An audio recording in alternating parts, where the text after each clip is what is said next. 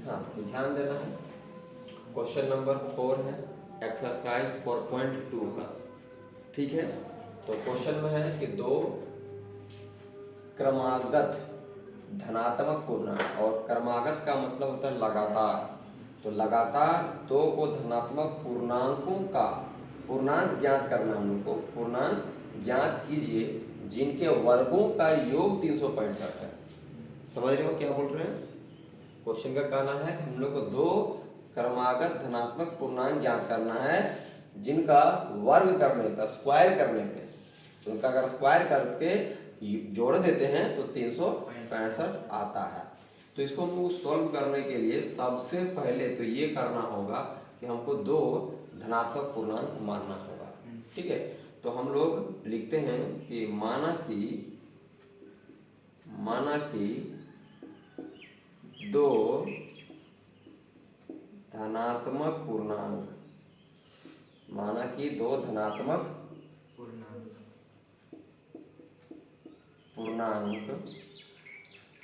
पहला संख्या मान लेते हैं, जब पहला पूर्णांक या पहला संख्या मानते हैं x को, और दूसरा संख्या मान लेते हैं x प्लस 1 को, क्योंकि लगातार तो भाई तभी वो संभव है जब इसमें एक जोड़ेंगे। अगर यहाँ 4 रहेगा तो इसमें एक जोड़ देंगे तो 5 हो जाएगा, तो 4 और 5 क्या हो गया? लगातार वाला संख्या हो गया। अगर हम यहाँ 3 रखते हैं तो ये 3 प्लस 1 4 हो जाएगा, तो 3 और 4 लगातार संख्या हो जाएगी। लगातार संख्या का मतलब ही होता है कि एक के बाद दूसरा संख्या। ठीक है, तो अब क्या सवाल है हमारा था कि संख्याओं के वर्गों, तो ध्यान देना वर्गों का मतलब इसका भी वर्ग करेंगे इसका भी वर्ग करेंगे, और वर्ग करके जब जोड़ेंगे तो कितना मिलेगा? 365। तो हम लोग को देखो ये मालूम है अकॉर्डिंग टू क्वेश्चन कि x का वर्ग प्लस x प्लस 1 का वर्ग बराबर, और जब जोड़ दे दो इसका वर्ग और बीच में योग है ना। इसका मतलब है कि संख्याओं का वर्गों का योग कितना दिया हुआ है? 365। अब इसको हम लोग सिंप्लीफाई करेंगे तो इससे हम लोग को क्या मिलेगा? समीकरण मिलेगा, जिसको बोलते हैं द्विघात समीकरण। तो हम लोगों को यहाँ से एक द्विघात समीकरण मिलेगा, तो इसको सॉल्व करते हैं। ये तो एक्स स्क्वायर का एक्स स्क्वायर ही रहेगा, ठीक है, और ये देखो x प्लस 1 का होल स्क्वायर। अब x प्लस 1 का जो होल स्क्वायर होता है तो बचपन में पढ़ा है ना, x प्लस वाई का होल स्क्वायर।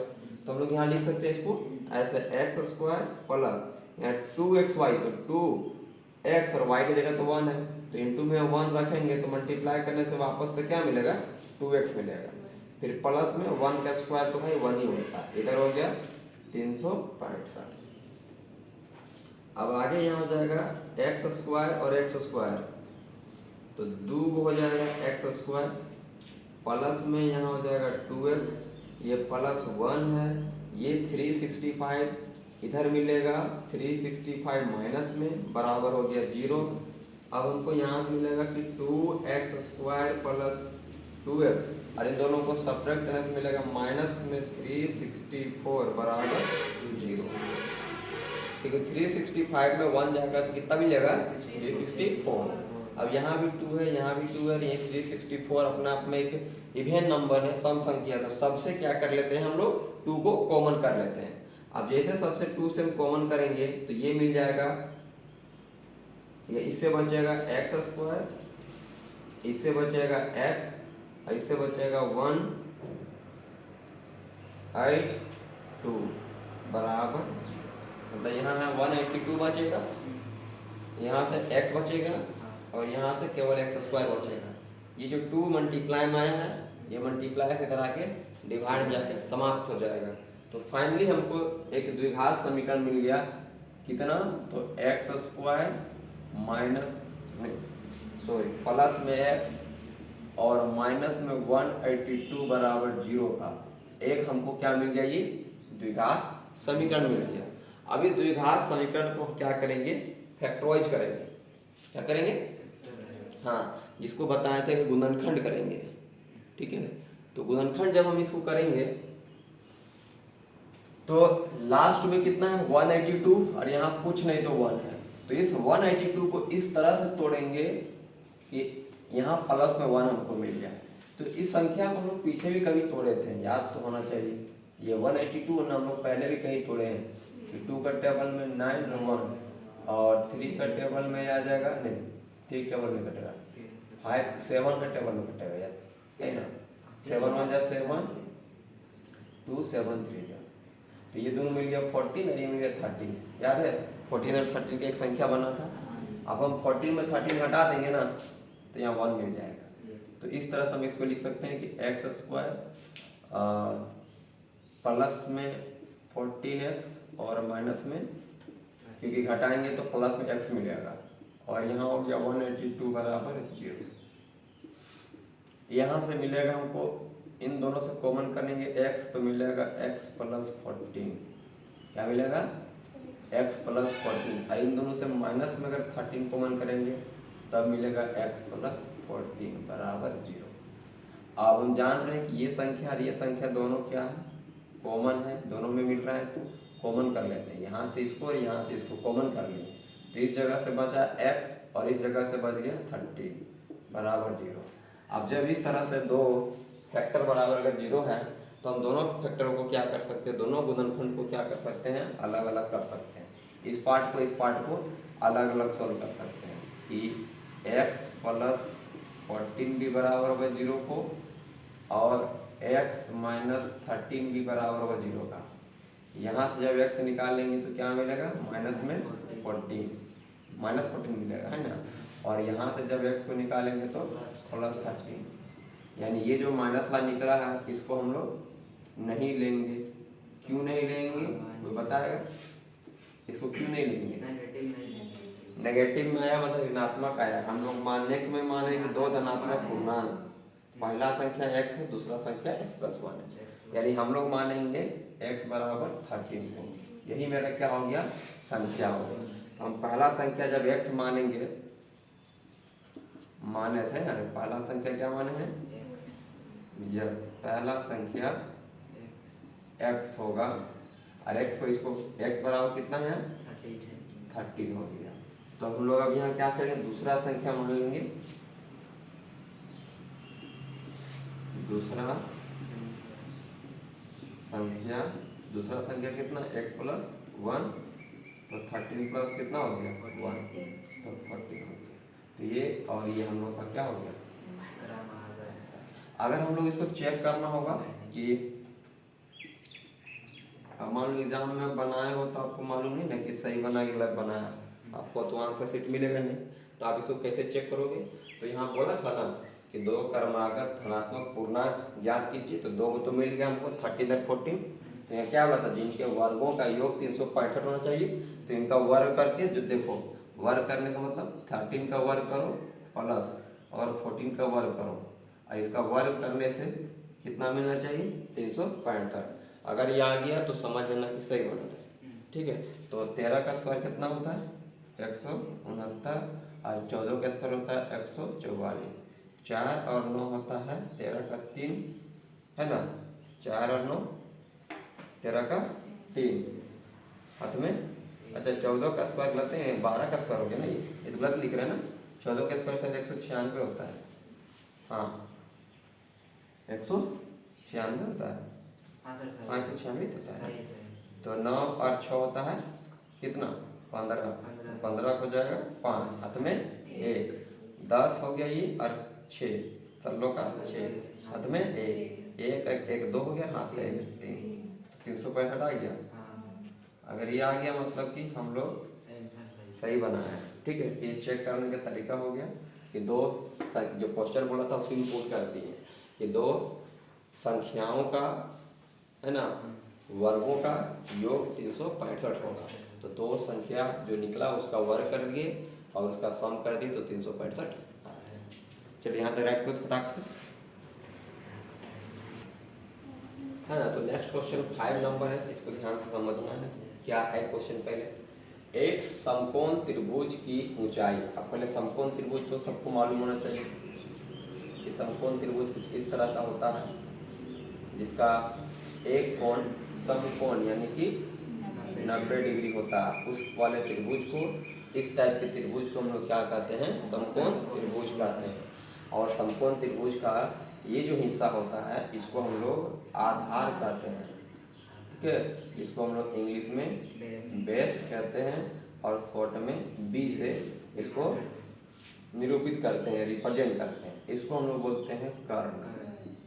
इस वाला हिस्सा को, इस वाला साइड को क्या कहते हैं, कर्ण कहते हैं। और जो कर्ण को हम लोग इंग्लिश में हाइपोटेनस बोलते हैं, इसको एक्स से रिप्रेजेंट करते हैं। और ये वाला हिस्सा को हम लोग बोलते हैं लंब। क्या बोलते हैं, लंब, जिसको इंग्लिश में परपेंडिकुलर कहते हैं और पी से डिनोट करते हैं इसको। एक समकोण त्रिभुज ये हो गया। तो कहता है एक समकोण त्रिभुज की ऊंचाई, अब ऊंचाई तो लंब इसी को ऊंचाई बोलते हैं, ऊंचाई बोलो ये लंब बोलो यही होता है।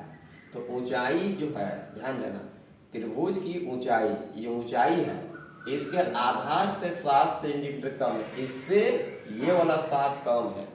तो पहले हमको इसको मानना होगा ये कितना है, तो हम लोग पहले इसके बारे में मानते हैं। एक जो समकोण त्रिभुज है, एक समकोण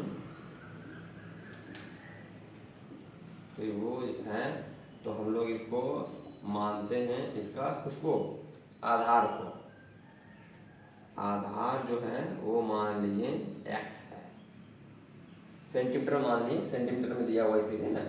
एक समकोण त्रिभुज है जिसका आधार क्या है, x मीटर है, तो इसका ऊंचाई क्या हो जाएगा, ऊंचाई कितना हो जाएगा, इससे आधार से मतलब x से 7 कम हो जाएगा।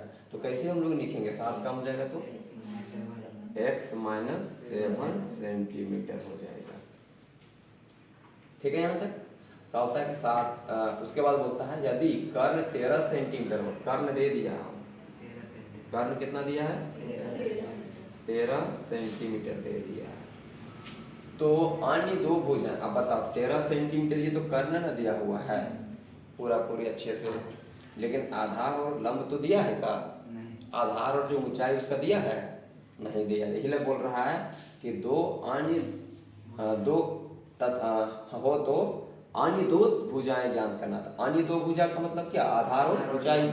तो आधार और ऊंचाई हमको पता करना है। अगर हमको आधार पता चल जाएगा ना तो हम यहाँ रख देंगे तो ऊंचाई भी पता चल जाएगा, निकल जाएगा।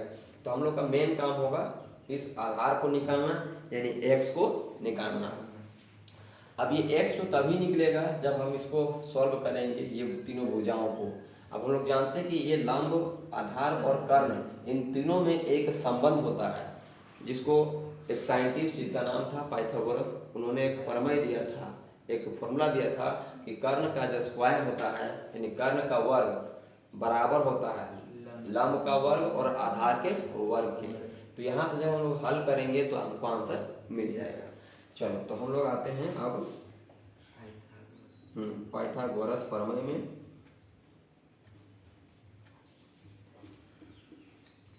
पाइथागोरस प्रमेय में तो हमको मालूम है कि आधार का जो, आधार को शॉर्ट में आ लिख रहे हैं, ठीक है। तो आधार का स्क्वायर प्लस ये जो लंब है, लंब का स्क्वायर आपका बराबर होता है किसके, कर्ण के बराबर होता है, लेकिन कर्ण के वर्ग के बराबर होता है। आधार का वर्ग प्लस लंब का वर्ग प्लस बराबर कर्ण का, आधार का वर्ग प्लस लंब का वर्ग बराबर कर्ण का वर्ग। अब आधार कितना है हम लोग के पास, ये हो जाएगा x का स्क्वायर प्लस लंब कितना है, x माइनस 7 का स्क्वायर बराबर कर्ण कितना है, 13 का स्क्वायर। जब हम लोग इसको अगर पूरा का पूरा सिंप्लीफाई कर देंगे ना तो हमको एक समीकरण मिल जाएगा, और वही समीकरण क्या कहलाएगा, द्विघात समीकरण। तो अब इसको सॉल्व करते थे, यहाँ x का स्क्वायर है तो ये बन गया x स्क्वायर। अब यहाँ बीच में तो प्लस है तो प्लस दे दिए। अब हम लोग जानते हैं ये वाला x माइनस 7 को y मान ले तो x माइनस वाई का होल स्क्वायर का फॉर्मूला टूटेगा। अब इसका फॉर्मूला क्या हो जाता है कि x का स्क्वायर माइनस 2ab हो जाएगा 2 इंटू 7 14x हो जाएगा, और लास्ट में क्या हो जाएगा 7 का स्क्वायर, तो यहाँ हो जाएगा 7 का स्क्वायर यानी कि 49, और बराबर इधर कितना है 13 का स्क्वायर यानी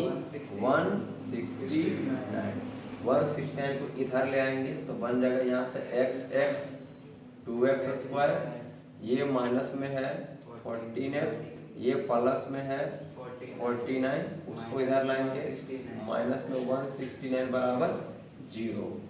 अब ये तो यहाँ से हो जाएगा 2x स्क्वायर माइनस 14x, इसको इसमें घटाएंगे तो कितना मिलेगा 120, माइनस में 120, सबके पास दिख रहा है 2, तो पहले 2 कॉमन कर लेते हैं, तो द्विघात समीकरण जो बन जाएगा मेरा वो छोटा द्विघात समीकरण बन जाएगा। देखो अभी 2 मल्टीप्लाई से डिवाइड में जाएगा 0 का, तो ऐसे ही खत्म हो जाएगा, तो यहाँ से क्या बचेगा x स्क्वायर बचेगा माइनस में 7x माइनस में 60 बराबर 0। अगर आप हम लोग यहाँ से इसको सिंप्लीफाई कर लेते हैं गुणनखंड विधि लगा के, तो अब क्या हो जाएगा 60 को ऐसा तोड़ना होगा, 60 को इस तरह से तोड़ना होगा कि 7 मिलेगा वो भी माइनस में, तो हम लोग तो जानते हैं ऐसे 5 का टेबल में टूटता है, ये 5 का टेबल में 12 बार में, अब 5 में अगर 12 घटा देते हैं ना तो -7 आ जाएगा, आएगा ना। तो इसी को हम लोग इस तरह से लिख सकते हैं कि x स्क्वायर था, यहाँ लिखते हैं प्लस में 5x, यहाँ लिख देते हैं माइनस में 12x। इससे क्या होगा ना कि माइनस में प्लस जाएगा तो माइनस में 7 बचेगा, और माइनस में यहाँ कितना है 60 बराबर 0। अब अगर हम यहाँ से क्या कर लेते हैं x कॉमन कर लेते हैं, तो यहाँ से x प्लस 5 मिलेगा, इन दोनों के पास माइनस है, तो माइनस में अगर हम 12 कॉमन कर लेते हैं तो यहाँ से भी x प्लस 5 मिलेगा बराबर 0। अब दो को संख्या सेम दिख रहा है x प्लस 5, इसको हम लोग कॉमन कर लेते हैं, अब ये दोनों का बच जाएगा x माइनस 12 बराबर 0। अब यहाँ से हम लोग अलग अलग कर लेंगे, x प्लस 5 को 0 के बराबर कर देंगे, और दूसरा x माइनस 12 को 0 के बराबर कर लेंगे, तो यहाँ से हमको x बराबर मिलेगा -5, यहाँ से x बराबर मिलेगा +2। अब ये जो माइनस निकला x बराबर -5, अभी बताए थे कि x क्या हम लोग का आधार है, और आधार एक लंबाई होता है, और कभी किसी का लंबाई माइनस में हो नहीं सकता है, तो ये वाला जो x का मान है वो हम लोग को नहीं लेके चलना होगा, इसीलिए इसका मान को लिख दिया अमान्य है, ठीक है। और ये जो मेरा है x बराबर 12, यही अब मेरा x निकल गया, मतलब आधार निकल गया। अब हम लोग यहाँ वापस से रख लेंगे आधार में ऊंचाई में, क्योंकि कर्ण हमको पहले से मालूम था, तो आधार में जब हम रखेंगे इसी चीज को, तो आधार कितना मालूम था x, हमको x कितना मिल गया 12 सेंटीमीटर, पहला आंसर हो गया। उसके बाद हमको ऊंचाई मालूम नहीं था, तो ऊंचाई कितना था x माइनस 7, अगर हमको x मालूम हो गया तो सॉल्व करने से हमको यहाँ से ऊंचाई भी मालूम हो गया, तो आधार और ऊंचाई हमको दोनों मालूम हो गया, ठीक है। अब हम लोग ये पास करना है, चेक कर लेना है क्या ये सही है। मान लो जब हम इसको एग्जाम में बनाएंगे तो क्या ये चेक थोड़ा सा बस तुरंत हो जाएगा, है ना, लेकिन चेक जरूर कर लेना है, क्या पता कहाँ क्या गलती हुआ हो, है ना। चेक करने से हमको एक्यूरेट पता चल जाएगा। कहाँ से चेक करना है, यहाँ से। यहाँ बोला था ना कि आधार का वर्ग प्लस कर्ण का वर्ग बराबर होता है, सॉरी लंब का वर्ग बराबर होता है।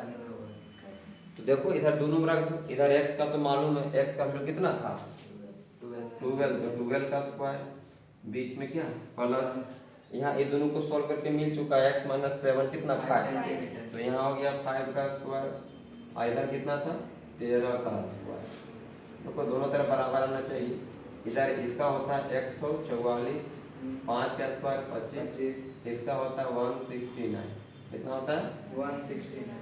इसको दोनों को ऐड करेंगे, कितना मिला 169, इधर भी कितना निकला 169। देखो दोनों तरफ बराबर आ गया ना, इसका मतलब सही है, ठीक है। इसका क्या मतलब है सही। और एक बात हम तो ऐसे भी हम लोग जान लेते हैं, नहीं जान लेते हैं कि इससे 7 कम है, ये देख लो। अगर x जो निकला था कितना 12 निकला, तो उससे कम मेरा क्या है तो देखो इससे जरूरी नहीं कि सही निकल, अगर मान लो भैया गलत निकाल ले रहते हैं तो 7 घटाने के बाद तो फिर तो सही निकलता ना, इसीलिए मेन है x का मान। अब यहाँ से कैलकुलेट पता चल जाएगा कि सही है कि गलत। चलो इसको राइट करो तो फिर आगे बताते हैं। क्वेश्चन नंबर 6 है कि एक कुटीर उद्योग, कुटीर उद्योग मतलब समझ रहे जहाँ पे बर्तन बनते हैं।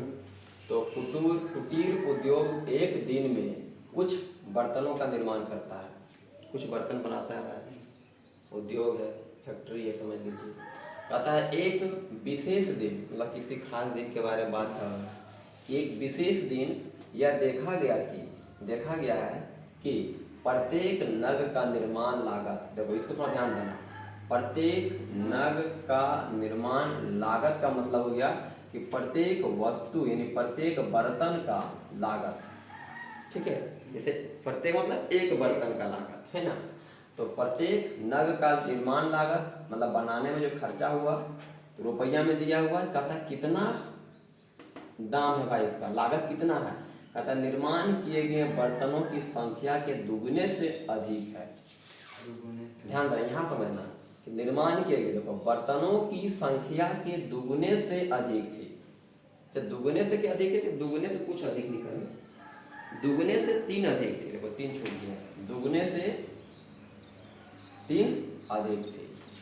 मतलब ये समझ रहे हो क्या कहना चाह रहा है कि एक वो बर्तन का जो कीमत है ना, वो निर्माण किए गए बर्तनों की संख्या का 2 गुना से 3 अधिक है, ऐसा बोलेगा। तो सबसे पहले तो हम यह मान लेंगे बर्तनों की संख्या।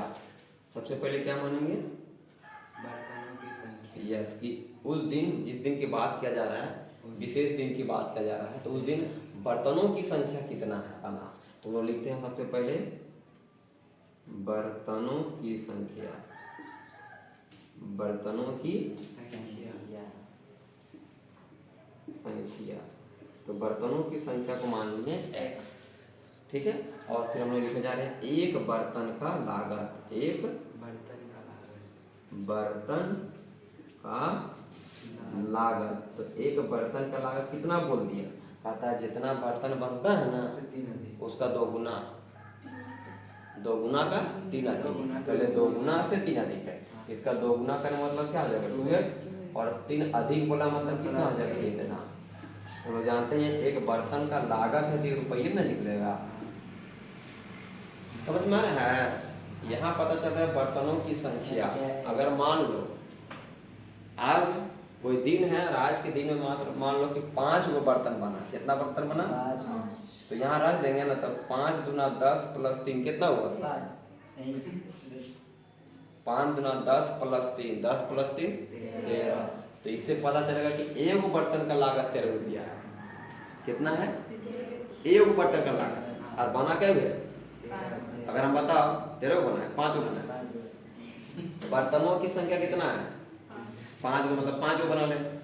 अरे एक बर्तन का लागत कितना है 13 रुपया मान लो।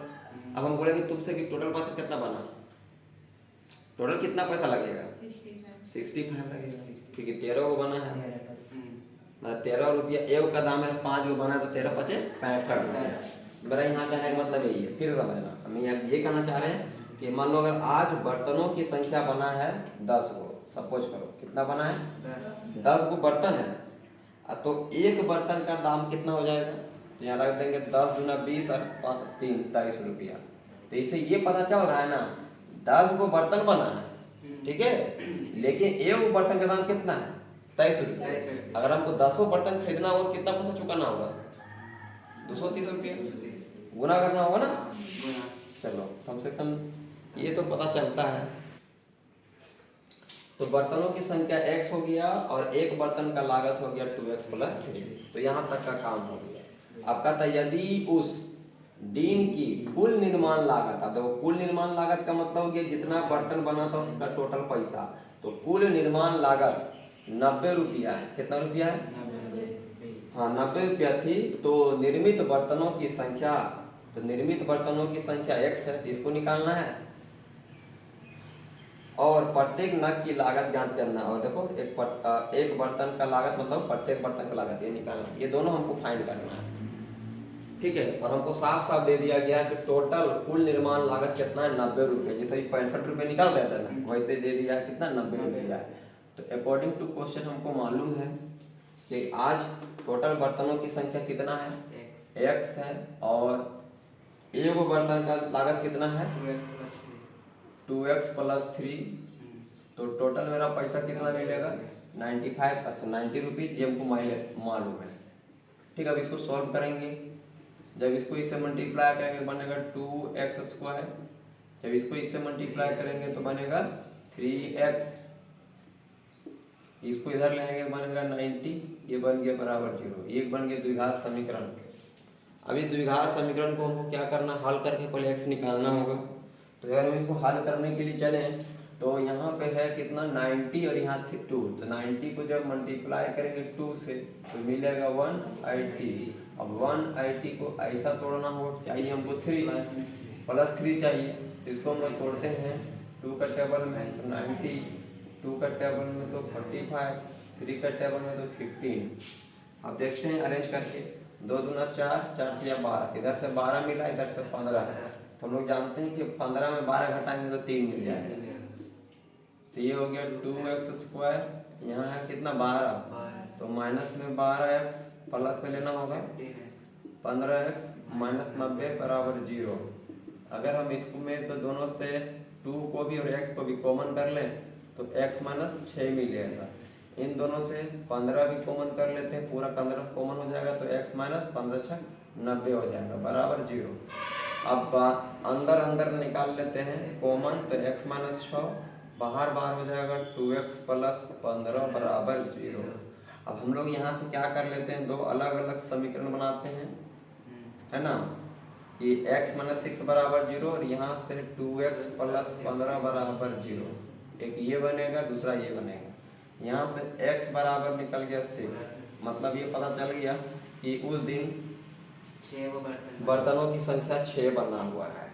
ठीक है, अब इसे हम लोग निकाल लेते हैं। तो यहाँ से जान रहे हैं कि माइनस में आ जाएगा, कभी किसी चीज का दाम माइनस में नहीं होता है। देखो माइनस में मिल रहा है 15/2, तो ये हम लोग के लिए अमान्य हो जाएगा।